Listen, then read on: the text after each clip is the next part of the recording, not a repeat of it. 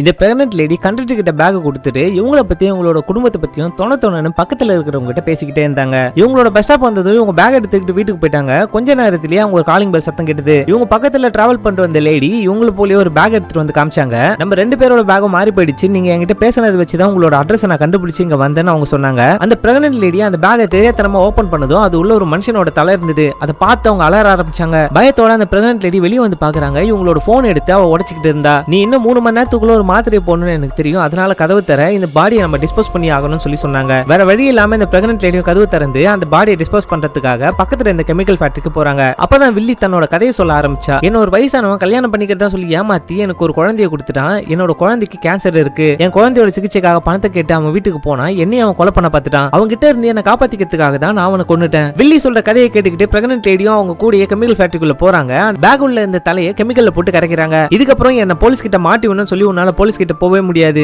ஏன்னா நீ தான் இந்த பேக்கையும் எடுத்துட்டு வந்த, அந்த தலையும் உன் கையால தான் எடுத்து இது உள்ள போட்டு இருக்க. கைரகையை வச்சு செக் பண்ணி பார்த்தா நீ தான் இதுல மாட்டுவ, அதே மாதிரி நான் மாட்டினா நம்ம ரெண்டு பேரும் சேர்ந்து தான் பண்ணணும்னு சொல்லி உன்னையே நான் மாட்டி விட்டுருன்னு சொல்லி பயமுறுத்துனாங்க. இப்படி ஒரு பயத்தை காமிச்சிட்டு அங்க இருந்து அவங்க கிளம்ப இந்த பிரெக்னன்ட் லேடியை உங்களோட அப்பாக்கு கால் பண்ணாங்க. அது சுவிட்ச் ஆஃப்னு வந்தது. உடனே உங்களோட அம்மாக்கு கால் பண்ணி அப்பாவோட நம்பர் சுவிட்ச் ஆஃப்ல இருக்கு, என்ன ஆச்சுன்னு சொல்லி கேட்டாங்க. உங்க அப்பா இந்த மாதிரி சுவிட்ச் ஆஃப் பண்ணிட்டு எங்கேயாவது போயிருப்பாரு, அவரா வந்துருவா சொல்லி அவங்களும் சொன்னாங்க. அப்பதான் இவங்களுக்கு ஒரு அதிர்ச்சியான சம்பவம் ஞாபகத்துக்கு வர ஆரம்பிச்சது. அந்த பேக்கை இவங்க ஓபன் பண்ணும்போது சரியா கவனிச்சிருக்க மாட்டாங்க. அந்த பேக் உள்ள இருந்த தலை இவங்க அப்பாவோட தலை தான். இவங்க அப்பா தான் அந்த பொண்ணை ஏமாத்தி ஒரு குழந்தைய கொடுத்துட்டு அவங்களையும் கொல்ல பார்த்திருப்பாரு. இவங்க அப்பா அந்த பொண்ணுக்கு பண்ண துரோகத்தை நினைச்சு இந்த பொண்ணு அழ ஆரம்பிக்கிறா. இவங்க அப்பா மிஸ்ஸிங் சொல்லி இந்த கேஸையும் முடிக்கிறாங்க. இவங்களோட சொத்தையும் பிரிக்க ஆரம்பிச்சாங்க. அந்த சொத்துல இந்த பிரெக்னன்ட் லேடிக்கு ஒரு பங்கு கொடுத்தாங்க. அந்த சொத்தோட ஒரு பங்கை செக்கா போட்டு எடுத்துக்கிட்டு இந்த வில்லியை தேடி கண்டுபிடிச்சு அவங்க கிட்ட போய் கொடுத்தாங்க. இது நியாயமா உனக்கு சேர வேண்டிய சொத்து தான், இந்த காசை வச்சு உன்னோட பொண்ணை காப்பாத்திக்கும் சொல்லி கொடுத்துட்டு அங்கிருந்து கிளம்பிட்டாங்க.